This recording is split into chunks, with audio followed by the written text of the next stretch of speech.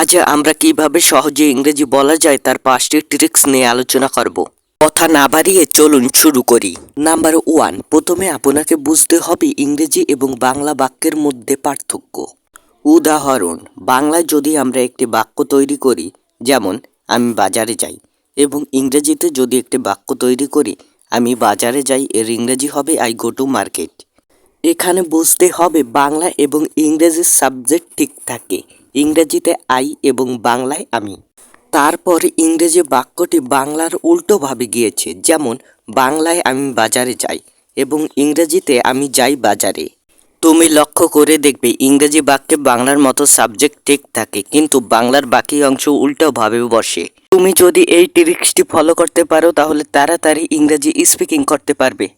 Number 2, তোমার ব্রেইনের মধ্যে প্রচুর পরিমাণে ইংরেজি শব্দ ধারণ করতে হবে এবং ইংরেজির বিভিন্ন অবজুলারি এবং মডেল অবজুলারি ভার্বের ব্যবহার জানতে হবে। কিভাবে মডেল অবজুলারি এবং অবজুলারি ভার্ব ব্যবহার করতে হয় এই রকম ভিডিও অনেক ইউটিউবে পেয়ে যাবে।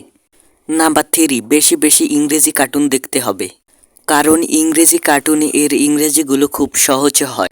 এটি দেখে তুমি খুব তাড়াতাড়ি ইংরেজি বলতে পারবে। নাম্বার 4, তোমার বন্ধুর সাথে ইংরেজি স্পিকিং করতে হবে।